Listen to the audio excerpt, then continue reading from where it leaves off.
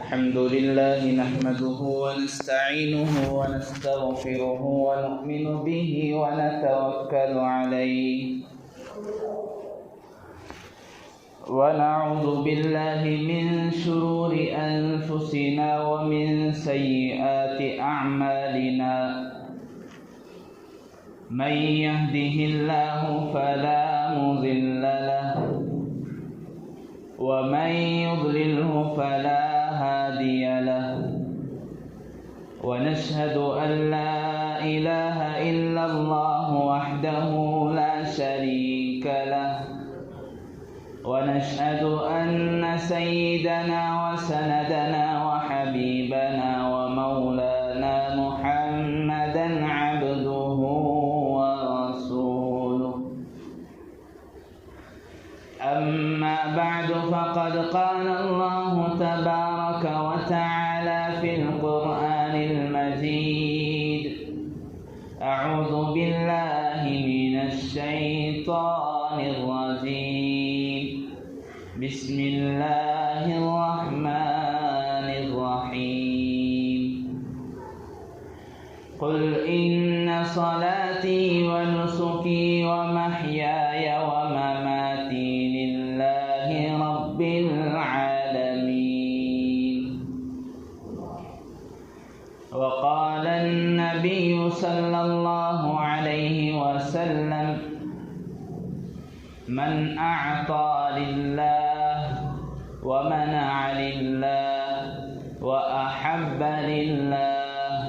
وأبغض لله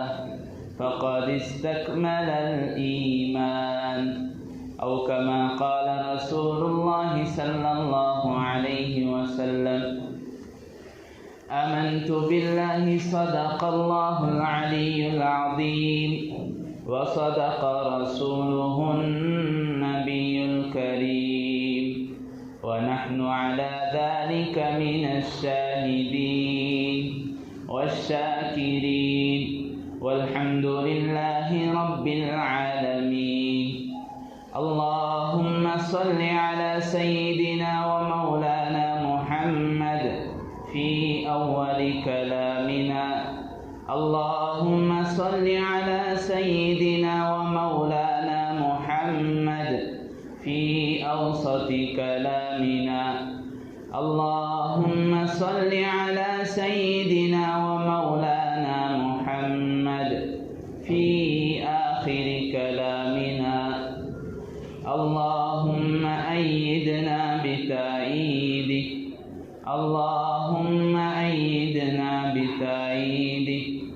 اللهم أيدنا بتأييدك يا رب العالمين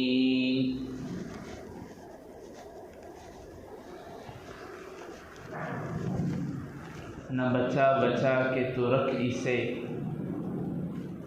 کہ یہ آئینہ ہے وہ آئینہ نہ بچا بچا کے تو رکھ اسے کہ یہ آئینہ ہے وہ آئینہ جو شکستہ ہو تو عزیز تر ہے نگاہ آئینہ ساز نے محترم معزز بزرگوں دوستوں نوجوان بھائیوں عزیز ساتھیوں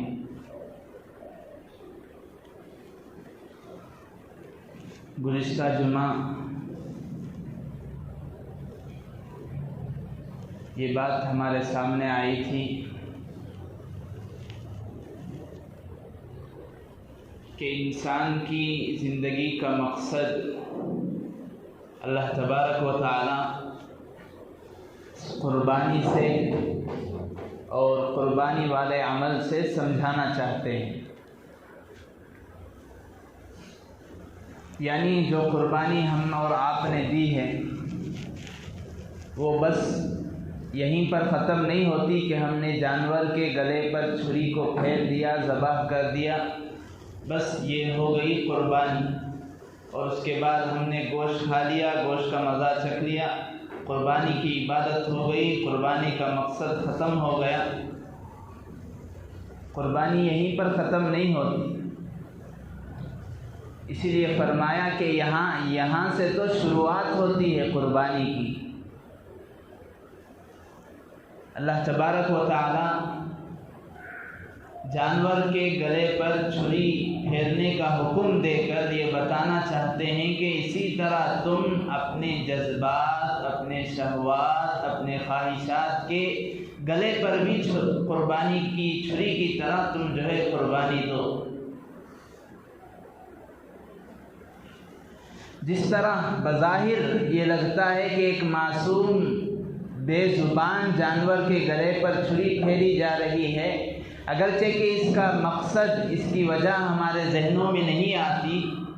لیکن پھر بھی اللہ کا حکم ہے فَصَلِّ لِرَبِّكَ وَانْحَرْ، اس لیے ہم اللہ کے حکم کے لیے اپنی حیثیت اور وسعت کے بعد ہم قربانی دیتے ہیں اللہ کے لیے۔ بالکل اسی طرح بظاہر مشکل لگے گا اپنے جذبات کی قربانی دینا، اسی طرح مشکل لگے گا اپنے خواہشات کی قربانی دینا، اسی طرح تمہیں دشوار لگے گا اپنے شہوات کی قربانی دینا، لیکن جس طرح تم نے جانور کی قربانی دی، بظاہر لوگ غیر دوسرے اقوام یہ اعتراض کر رہے تھے کہ ایک بے زبان جانور کے گلے پر چھری پھیرنے سے آخر یہ تمہیں کیا حاصل ہوتا ہے؟ تو اس وقت ہم یہ کہتے ہیں، ہم نے یہ کہا تھا، ہم نے انی وجہت وجہی للذی فطر السماوات والارض حنیفا کہ میں نے اپنے چہرے کو اللہ کی طرف پھیر لیا، میں یہ کام صرف اللہ کے لیے کر رہا ہوں۔ ان صلاتی و نسکی، میری عبادتیں، میری قربانی، میری نماز، میرا روزہ، بالخصوص میری قربانی والا عمل صرف اور صرف اللہ کے لیے ہے، چاہے اس کی وجہ، چاہے اس کی ریزن، اس کا پس منظر کیا ہے مجھے سمجھ میں نہ آئے، اللہ کا حکم ہے، بس میں نے کر دیا۔ یہی مسلمان کی مسلمانی ہے، یہی مسلمان کی شان ہے۔ بالکل اسی طرح اللہ تعالیٰ یہ چاہتے ہیں یہی جذبہ قربانی کا تمہارے اندر پیدا ہو، نفس کے خلاف قربانی اور خواہشات کے خلاف قربانی، شہوات کے خلاف قربانی، جذبات کے خلاف قربانی، ہر وہ چیز جو اللہ اور اللہ کے رسول کے آڑ آئے اس کی قربانی دینے کا جذبہ اور اس کی ٹریننگ تمہیں دینا ہے۔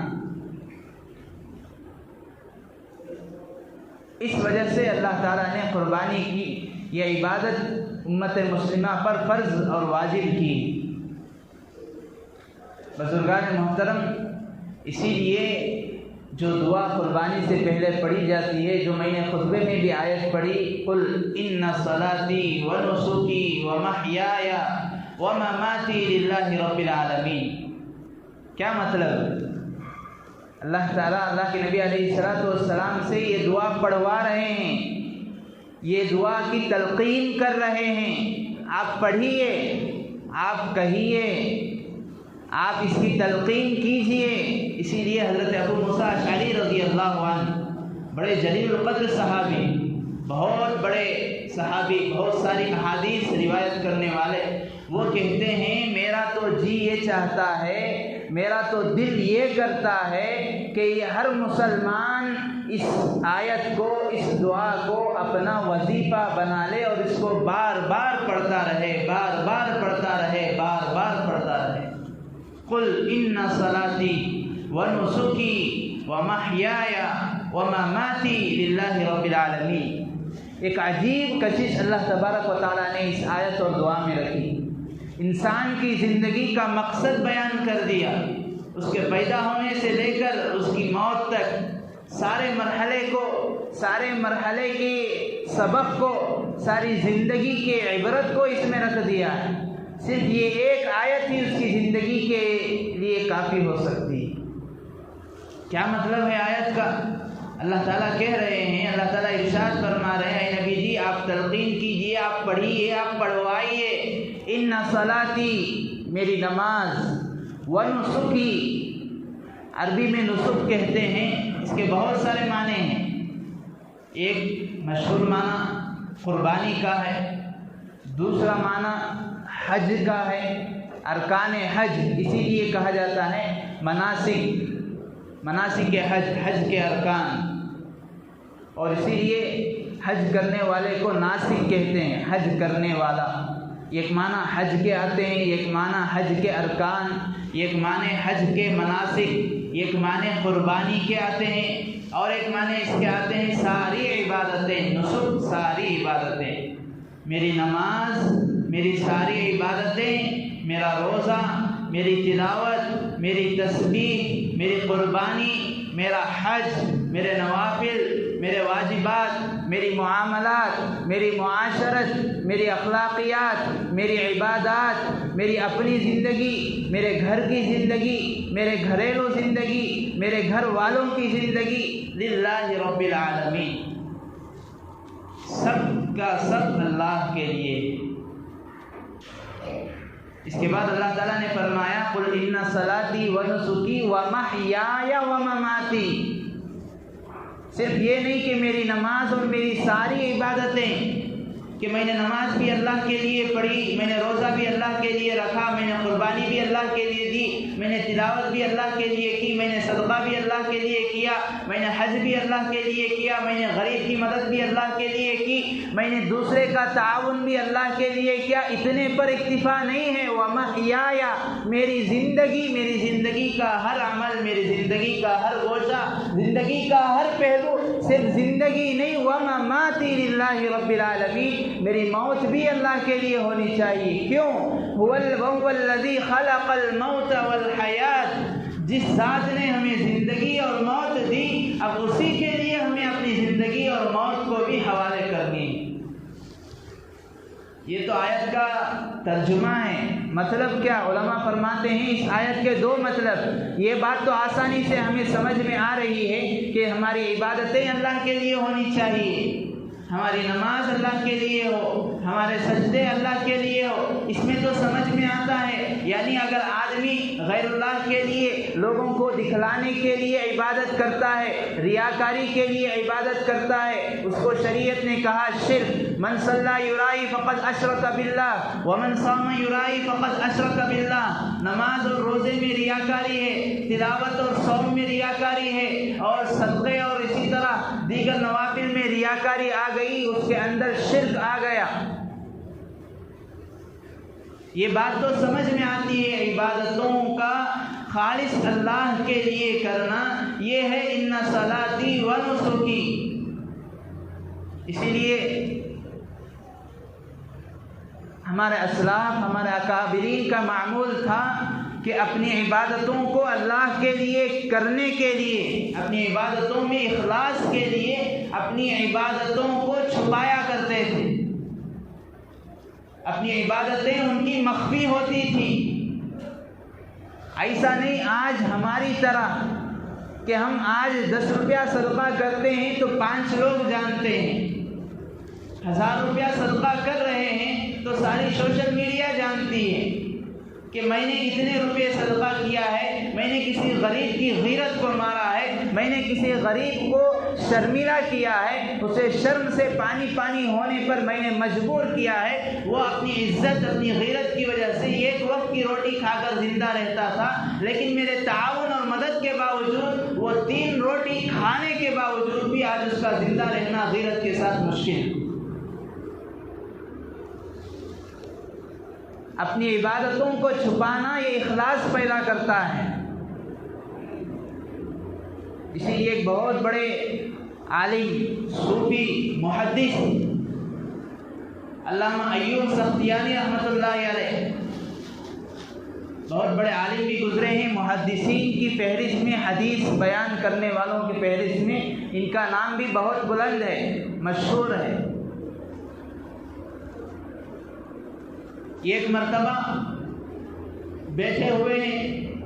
بیٹھے بیٹھے ان پر گریہ طاری ہو گیا۔ گریہ یعنی رونا، رونا بھی ایک عبادت ہے۔ آج ہم رونے کو عبادت ہی نہیں سمجھتے۔ رونا اتنی بڑی عبادت ہے کہ ایک مرتبہ پیران پیر شیخ عبد القادر جیلانی رحمۃ اللہ علیہ مکہ المکرمہ گئے حج یا عمرے کے لیے، دیکھا کہ وہاں پر لوگ، ایک جماعت، لوگوں کی ایک جماعت کوئی تلاوت میں ہیں، کوئی نوافل پڑھ رہے ہیں، کوئی ذکر اللہ میں ہے، کوئی طواف کر رہا ہے، کوئی حج کر رہا ہے، کوئی صفا مروہ کی سعی کر رہا ہے، کوئی شیطان رمی جمرات کے کنکرے مار رہا ہے، دیکھا اور اپنے مریدین سے کہا کہ یہاں تو ساری عبادتیں ہو رہی ہیں، ایک عبادت مجھے نظر نہیں آ رہی۔ تلاوت بھی عبادت ہے، نماز بھی عبادت ہے، ذکر اللہ بھی عبادت ہے، سجدہ بھی عبادت ہے، دعا بھی عبادت ہے، یہ ساری عبادتیں ہیں، لیکن مجھے ایک عبادت مفقود نظر آ رہی ہے، ایک عبادت مجھے یہاں پر دکھائی نہیں دے رہی ہے۔ مریدین نے پوچھا حضرت وہ کون سی عبادت ہے؟ ہمیں تو ساری عبادتیں نظر آ رہی ہیں۔ تو شیخ عبد القادر جیلانی رحمۃ اللہ علیہ نے فرمایا رونے کی عبادت، رونے کی عبادت کہاں ہے؟ رونا ایک بہت بڑی عبادت ہے، اسی لیے علماء فرماتے ہیں آج ہم نے رونا چھوڑ دیا، اسی وجہ سے آج ہمارے دل سخت ہو گئے، ہمارے دل سخت ہو گئے، اسی وجہ سے ہمیں توبہ کی توفیق نہیں ہوتی، ہمارے دل سخت ہو گئے، اسی وجہ سے اللہ اور اللہ کے رسول کی باتیں کان پر تو جاتی ہیں لیکن جوڑ تک نہیں رہتی، ہمارے دل سخت ہو گئے، اسی وجہ سے اللہ کے گھر کی پکار ہمیں اثر نہیں کرتی، ہمارے دل سخت ہو گئے، اسی وجہ سے ہم دنیا اور اپنی تجارتیں، اپنے کاروبار کو ترجیح دیتے ہیں نماز پر اور اللہ کی عبادت پر۔ اسی لیے علماء فرماتے ہیں ہم نے رونا چھوڑ دیا تو ہمارا نفس موٹا ہو گیا، ہمارا نفس سخت ہو گیا، ہمارے دلوں پر مہر لگ گئی، ہمارے کانوں پر مہر لگ گئی، ہمارے آنکھوں پر مہر لگ گئی، ہم سنتے ہیں سمجھتے نہیں، دیکھتے ہیں عبرت حاصل نہیں کرتے، کوئی خیر کا کام ہمارے سامنے ہوتا ہے لیکن ہم اس میں آگے بڑھ چڑھ کر حصہ نہیں لیتے۔ الغرض میں یہ عرض کر رہا تھا حضرت ایوب سختیانی رحمۃ اللہ علیہ بیٹھے بیٹھے رونا شروع ہو گئے، ان پر گریہ طاری ہو گیا، تو حضرت سے کسی نے پوچھا، ان کے شاگردوں نے، حضرت آپ رو رہے ہیں کیا وجہ ہے؟ تو حضرت نے کہا میں رو نہیں رہا ہوں، اور ظاہر سی بات ہے آدمی جب روتا ہے اور اس سے ہچکیاں زیادہ آنا شروع ہو جاتی ہے تو اس کی ناک بھی سڑ سڑانے لگتی، ناک سے سڑ سڑ کی آوازیں آنے لگتی ہیں۔ ان آوازوں کو سن کر شاگردوں نے پوچھا آپ حضرت رو رہے ہیں کیا بات ہے؟ ایوب سختیانی رحمۃ اللہ علیہ نے فرمایا میں رو نہیں رہا ہوں، بس سردی زکام کی وجہ سے میری ناک سڑ سڑ کر رہی۔ حضرات علماء یہ واقعہ لکھ کر بیان کرتے ہیں، اس سے معلوم ہوتا ہے ہمیں اپنے اکابر اور اسلاف کی طرح جب تک ہم اپنی عبادتوں کو مخفی نہیں رکھیں گے تب تک ہماری عبادتوں میں نہ اخلاص آئے گا، نہ خشوع آئے گا، نہ خضوع آئے گا، نہ ہماری عبادتیں اللہ کے لیے ہوں گی۔ بزرگان محترم یہ تو ہمیں اچھی طرح سمجھ میں آتا ہے کہ ہماری نمازیں، ہماری عبادتوں میں اخلاص ہونا چاہیے، ہماری عبادتیں اللہ کے لیے ہونی چاہیے۔ آگے جو آیت میں بیان کیا ہے اس کا کیا مطلب ہے؟ وَمَحْيَايَ وَمَمَاتِي لِلَّهِ رَبِّ الْعَالَمِينَ، میرا جینا، میری زندگی، وَمَمَاتِي میرا مرنا، میری موت یہ اللہ کے لیے ہے۔ علماء نے اس کے دو مطلب بیان فرمائے۔ پہلا مطلب وہی جو میں نے عرض کیا، میرا جینا اللہ کے لیے کس طرح، یعنی جب تک میں اپنے جذبات، اپنے خواہشات اور اپنے شہوات کی قربانی نہیں دوں گا میری زندگی اللہ کے لیے نہیں ہوگی۔ میں کہیں جا رہا ہوں، لوگوں کا مجمع بیٹھا ہوا ہے، دل چاہتا ہے کہ میں بھی بیٹھوں، وہاں پر کسی کا تذکرہ ہو رہا ہے، مجلس گرم ہے، آج کا ماحول جیسا ہے کہ مجلس گرم ہوتی ہے کسی کی غیبت سے،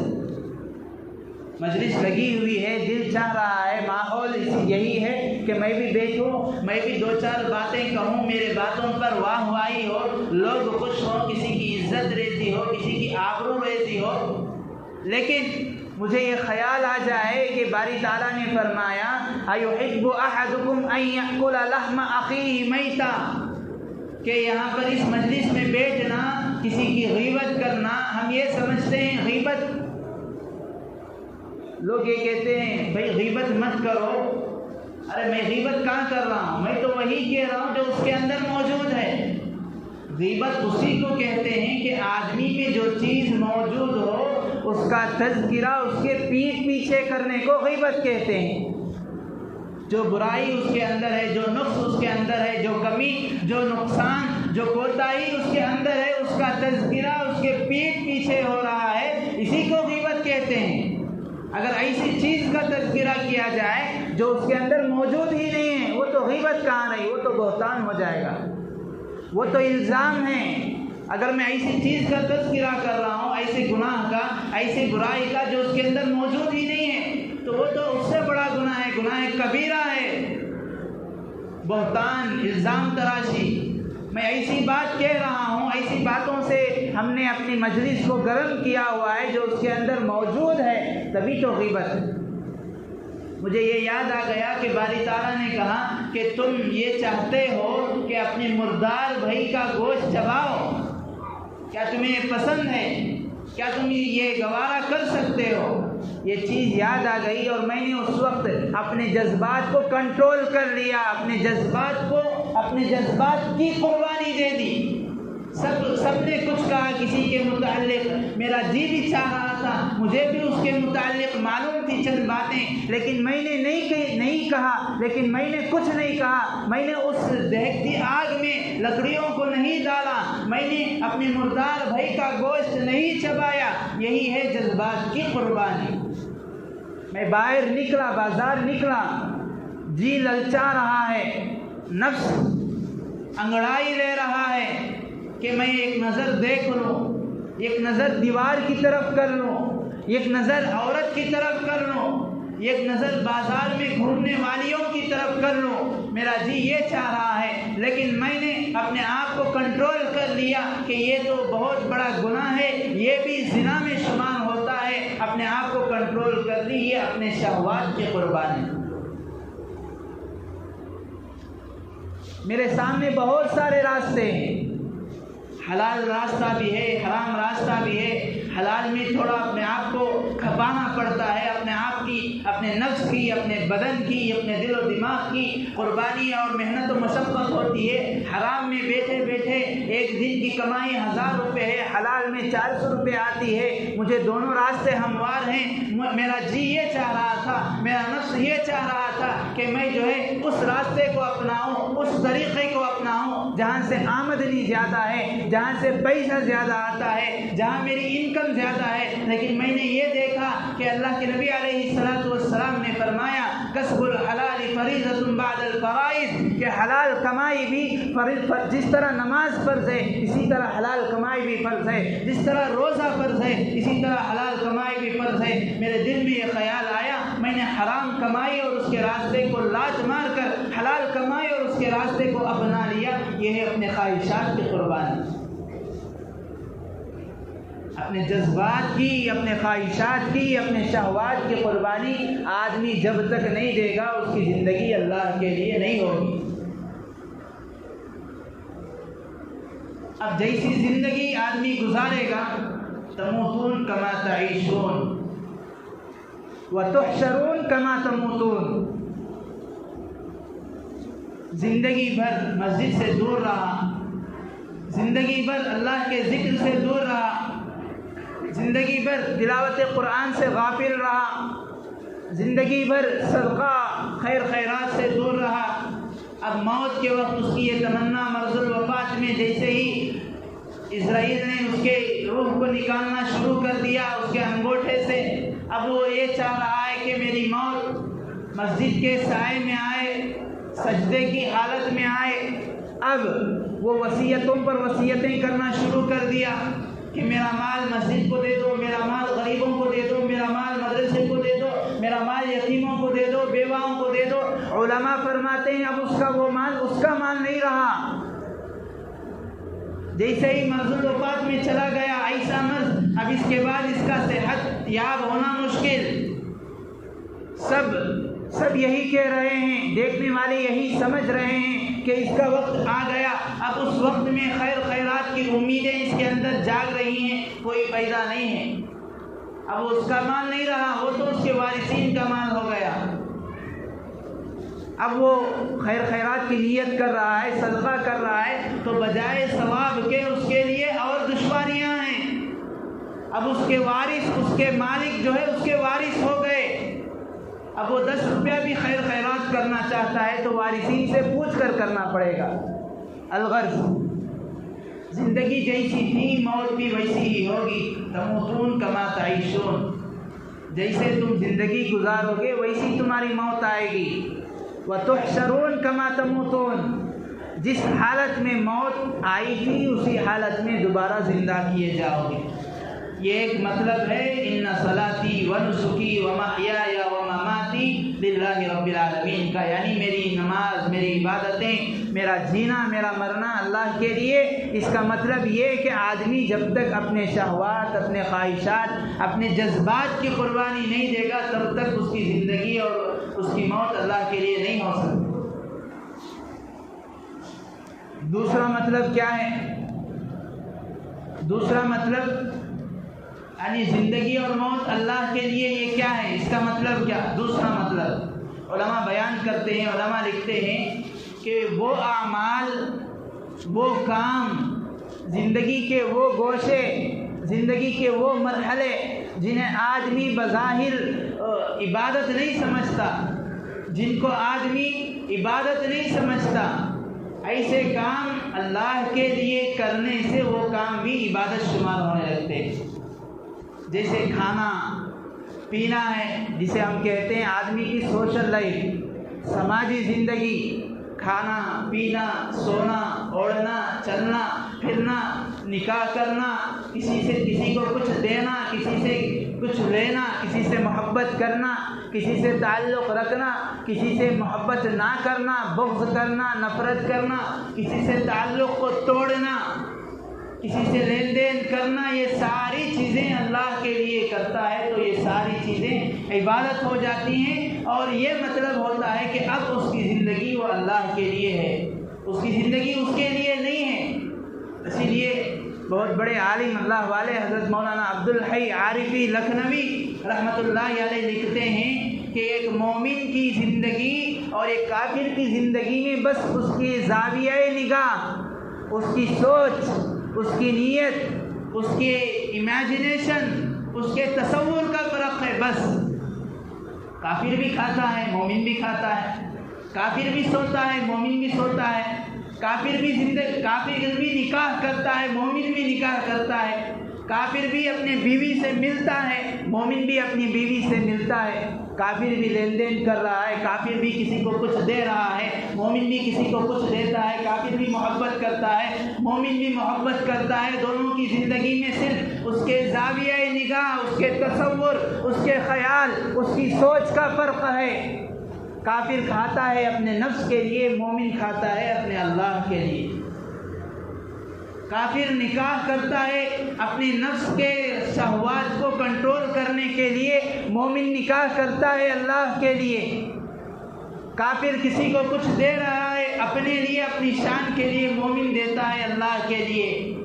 کافر کسی کو کچھ نہیں دیتا اپنے لیے، مومن کسی کو کچھ نہیں دیتا اللہ کے لیے۔ اسی لیے بہت بڑے عالم شیخ الحدیث حضرت مولانا زکریا صاحب کاندھلوی رحمۃ اللہ علیہ، جنہوں نے فضائل اعمال لکھی، اپنی ایک کتاب میں لکھتے ہیں، ایک واقعہ تحریر کرتے ہیں جس سے یہ معلوم ہوتا ہے کہ مومن کا ہر کام اللہ کے لیے ہوتا ہے۔ کھانا بھی اللہ کے لیے، بیوی کے پاس جانا بھی اللہ کے لیے، استنجا پیشاب پاخانہ کرنا بھی اللہ کے لیے ہو سکتا ہے۔ تب اس کی زندگی کا مطلب یہ ہوتا ہے کہ وہ محیای ومماتی للہ رب العالمین، زندگی اب اللہ کے لیے ہوتی ہے۔ واقعہ لکھتے ہیں کہ ایک گاؤں تھا، ایک گاؤں میں بزرگ رہا کرتے تھے، اور ایک گاؤں ان کے گاؤں کے اس پار تھا، دونوں گاؤں کے درمیان نہر دریا ہوا کرتی تھی۔ اس گاؤں میں ایک بزرگ تھے، اس گاؤں میں ایک بزرگ تھے۔ دریا کے اس پار جو بزرگ رہا کرتے تھے انہیں معلوم ہوا کہ دریا کے اس پار اس طرف جو بزرگ رہتے ہیں بہت غریب ہیں، محتاج ہیں، بہت دنوں سے کچھ کھایا نہیں ہے، کھانے کے لیے بھی کچھ نہیں ہے۔ تو انہوں نے سوچا کہ انہیں کچھ بنا کر پکا کر میں کچھ ان کے لیے بھیجوں، لیکن ہے خود معذور، چل پھر نہیں سکتے تھے۔ اپنی بیوی کو بلایا، ان سے کہا کہ کچھ پکاؤ۔ جب وہ پکا کر لے آئی، کہا تم خود ہی جو ہے پردے کے ساتھ جا کر ان کے حوالے کر کر آ جاؤ۔ اب وہ دونوں گاؤں کے درمیان نہر ہے، دریا ہے، اور ان دنوں بارشیں بھی خوب ہو رہی تھی، بارشوں کی وجہ سے نہر میں اور پانی زیادہ تھا۔ اب وہاں نہ کشتیاں ہیں، جانے کے لیے نہ راستہ ہے۔ ان کی بیوی پوچھنے لگی کہ یہاں تو درمیان میں پہلے ہی سے نہر دریا ہے، اور اب طوفانی بارشیں بھی ہو رہی ہیں، نہر سیلاب زدہ ہے، پانی زیادہ ہے اور کشتی بھی نہیں ہے، میں کیسے جاؤں؟ تو بزرگ نے کہا تم جاؤ نہر کے پاس، دریا کے پاس، جیسے ہی تم جاؤ یہ کہنا کہ اے اللہ میں تجھے اس آدمی کا واسطہ دیتی ہوں جس نے کبھی اپنی بیوی کے پاس نہیں گیا، اس آدمی کا وسیلہ دیتی ہوں جو کبھی اپنے بیوی کے پاس نہیں گیا، جا کر یہ دعا کرنا۔ یہاں پر رک کر واقعے سے پہلے ایک مسئلہ سمجھیں۔ وسیلہ واسطہ کیا ہے؟ وسیلہ واسطہ جو ہوتا ہے دو طرح کا ہے۔ اللہ تبارک و تعالیٰ کو جو وسیلہ دیا جاتا ہے دو طرح کا۔ بہت غور سے مسئلہ سنیں۔ ایک واسطہ، ایک وسیلہ تو یہ ہوتا ہے کہ آدمی کسی بزرگ کے پاس جا کر ان سے یہ کہے کہ آپ مجھے بچہ دے دو، آپ میرا کام بنا دو، آپ میری بگڑی بنا دو، میرے الجھے ہوئی زندگی اور کاموں کو سلجھا دو، مجھے میرے کاروبار میں نفع دو۔ چاہے کسی زندہ بزرگ کے پاس جائے یا مردہ بزرگ کے مزار اور ان کی قبر پر جائے، یہ ناجائز ہے، شرک ہے، حرام ہے۔ اسے بھی وسیلہ کہتے ہیں، واسطہ کہتے ہیں، لیکن یہ ناجائز ہے۔ اور ایک واسطہ وسیلہ جو جائز ہے، آدمی اللہ سے دعا کرے اور یہ کہے کہ اے اللہ میں تجھے تیری رحمت کا واسطہ دیتا ہوں، اے اللہ میں تجھے تیرے برگزیدہ انبیاء کا واسطہ دیتا ہوں، اے اللہ میں تجھے تیرے برگزیدہ بزرگوں کا واسطہ دیتا ہوں، میرے فلاں اچھے عمل کا واسطہ دیتا ہوں۔ دعا تو اللہ سے ہو رہی ہے، لیکن سفارش وسیلہ کسی اور بزرگ کا دیا جا رہا ہے کہ تو اپنے ان محبوب بندوں کے طفیل میں میرا کام بنا دے۔ یہ جائز ہے، درست ہے۔ خود بندوں سے جا کر کہنا کہ میرا کام بنا دو، یہ ناجائز ہے، یہ حرام۔ الغرض بزرگ نے اپنی بیوی سے کہا جا کر نہر کے پاس کھڑے ہو کر یہ دعا کرنا کہ اے اللہ میں تجھے اس آدمی کا واسطہ دیتی ہوں، یعنی اپنے متعلق کہہ رہے ہیں، اپنی ذات کے متعلق بزرگ کہہ رہے ہیں کہ اے اللہ جا کر نہر کے پاس کھڑے ہو کر دعا کرنا ہے، اللہ میں اس آدمی کا واسطہ دیتی ہوں جو کبھی اپنی بیوی کے پاس نہیں گیا، تو اس کے صدقے میں مجھے یہاں پر راستہ بنا دے۔ اب بیوی چلی نہر کے پاس گئی، جا کر وہاں پر کھڑے ہو کر اسی طرح دعا کے الفاظ گئی، جیسے ہی اس نے دعا کے الفاظ کہا راستہ بن گیا۔ اب نہر میں راستہ بن گیا اور نہر کے دریا کے اس پار اس بزرگ کے پاس گئی، جا کر انہیں کھانا پہنچا دیا۔ اب انہوں نے کھا لیا، یہ کھڑے ہو کر دیکھتی رہی پردے میں، جیسے ہی کھانا کھا لیا واپس توشہ لے کر نکلتے ہوئے پھر سوچی کہ میں تو یہاں تک آ گئی اس اپنے شوہر کے دعا کے صدقے میں جو انہوں نے دعا سکھائی تھی، اب یہاں سے جاؤں گی کیسے؟ جانا بھی یہاں سے سمندر کو، اس نہر دریا کو پار کرنا ہے۔ بزرگ سے کہا کہ میں جب آنا چاہ رہی تھی میرے شوہر نے یہ دعا مجھے بتائی کہ اے اللہ اس آدمی کے واسطے سے راستہ بنا جو کبھی اپنے بیوی کے پاس نہیں گیا۔ میں نے دعا کی، اللہ نے راستہ بنا دیا، میں آ گئی، اب میں جاؤں گی کیسے؟ بزرگ نے کہا جیسے ہی نہر اور دریا کے پاس جاؤ، وہ دوسرے بزرگ کہنے لگے اس وقت وہاں جا کر یہ دعا کرنا، اے اللہ راستہ بنا اس آدمی کے واسطے سے جو کبھی کھانا نہیں کھایا، اس آدمی کے واسطے سے مجھے راستہ بنا جس نے کبھی کھانا نہیں کھایا۔ اب یہ اس نے دیکھا کہ میرے شوہر نے یہ دعا سکھائی کہ ایسا واسطہ دیا جو کبھی اپنی بیوی کے پاس نہیں گئے اور یہ واسطہ دے رہے ہیں کہ جو انہوں نے کبھی کھانا نہیں کھایا، حالانکہ میرے شوہر میرے پاس آتے ہیں، میرے سے تعلق رکھتے ہیں، ہم بستری ہوتی ہے، یہ بزرگ کہہ رہے ہیں کہ دعا کرو اس آدمی کے واسطے سے جو کبھی نہیں کھایا ہے، اب یہاں میرے سامنے انہوں نے کھایا ہے۔ دیکھ کر تعجب کرنے لگی، کیسے جھوٹے لوگ ہیں، اور اس سے زیادہ اسے تعجب یہ ہوا کہ ان جھوٹوں کی بات اللہ کیسے سن رہا ہے۔ میں جب ان جھوٹوں کا واسطہ دے رہی ہوں اللہ کو، اللہ راستہ مجھے دے رہا ہے۔ بہرحال راستہ اسے چاہیے تھا، آ گئی، آ کر نہر کے پاس کھڑے ہو کر اسی طرح دعا کی کہ اے اللہ میں اس آدمی کے واسطے سے راستہ چاہتی ہوں جو کبھی کھانا نہیں کھایا ہے۔ جیسے ہی کہا راستہ بن گیا، واپس آ گئی، آ کر اپنے شوہر سے ساری کارگزاری سنائی کہ جو آپ نے کھانا بھجوایا تھا میں نے دیا، پھر انہوں نے یہ الفاظ کہا، میں نے کہا تو سمندر میں، نہر میں، دریا میں راستہ بن گیا، میں واپس آ گئی۔ یہ تعجب نہیں، اس سے زیادہ مجھے تعجب یہ ہے کہ تم دونوں میں سے کوئی سچا تو نہیں ہے، اس لیے کہ تم میرے ساتھ اپنا تعلق رکھتے ہو، لیکن تمہارے بات پر اللہ تعالیٰ نے مجھے راستہ دیا، اور وہ جن کو میں نے کھانا پہنچایا وہ بھی میرے سامنے انہوں نے پیٹ بھر کر کھایا ہے، وہ محتاج تھے، بھوکے تھے، میں نے جو کھانا دیا پورا کا پورا کھا لیا، اور یہ کہہ رہے ہیں کہ اے اللہ اس آدمی کے واسطے سے راستہ دے جو کبھی کھانا نہیں کھایا۔ اللہ تعالیٰ نے، مجھے اس سے زیادہ تعجب یہ ہے کہ اللہ تعالیٰ نے تم جیسے جھوٹوں کی بات سن کر مجھے راستہ دے دیا۔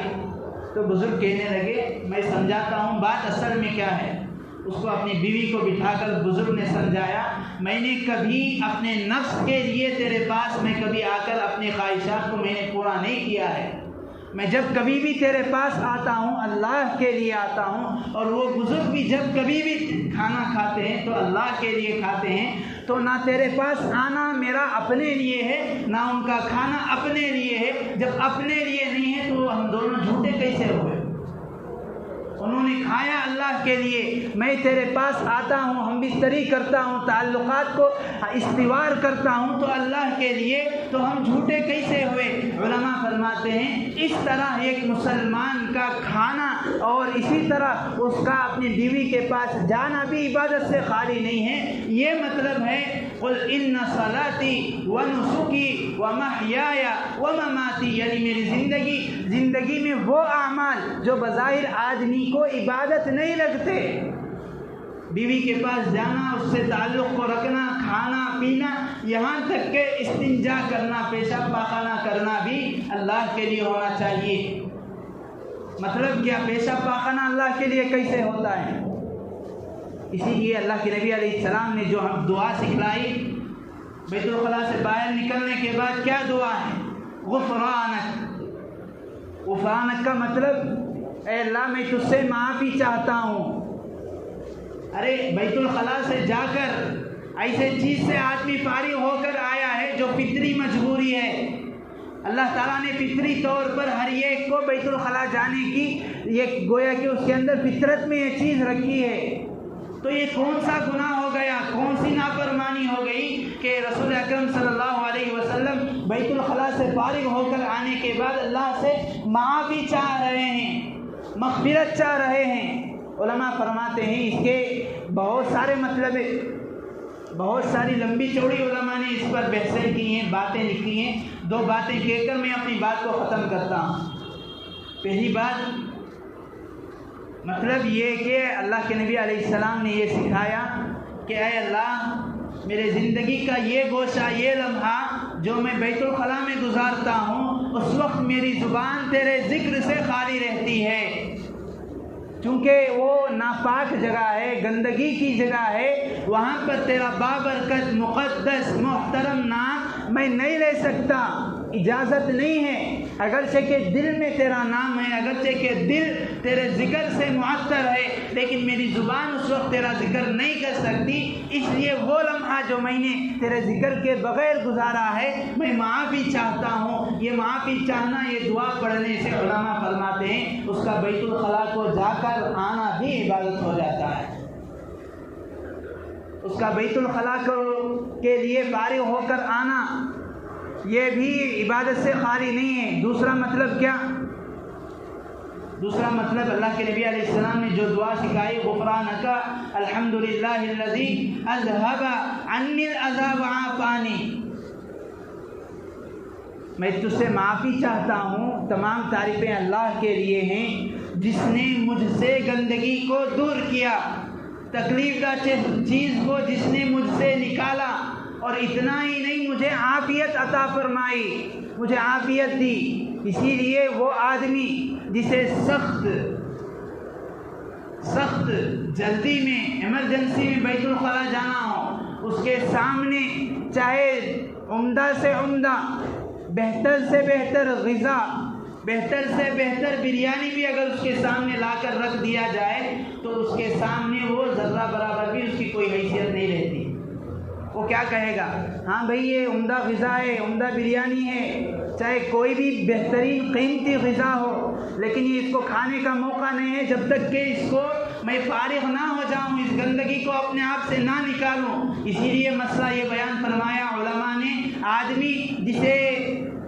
استنجا پیشاب پاخانہ کی حاجت ہو، اس حالت میں وہ روک کر نماز پڑھ رہا ہے، مکروہ ہے۔ کیوں؟ تب تک اسے چین نہیں آتا، نماز میں تو کھڑا ہے، رکعت باندھا ہے، اب بجائے دھیان کو اللہ کی طرف کرنے کے اب اس کا دھیان اس پیٹ کی گندگی کی طرف جائے گا۔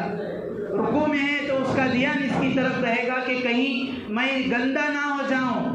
اس لیے پہلے فارغ ہونا ہے پھر نماز پڑھنے کا مسئلہ بتایا گیا۔ الغرض دوسرا مطلب یہ، اللہ کے نبی علیہ السلام نے جو معافی چاہی، مطلب یہ ہے کہ اے اللہ جس طرح میں نے اپنی پیٹ کی گندگی کو نکالا ہے، جس طرح میں نے اپنی پیٹ کی گندگی سے اپنے آپ کو صاف کیا ہے، اسی طرح تو مجھے اپنے روحانی گندگی سے، ناپاکیوں سے دور فرما۔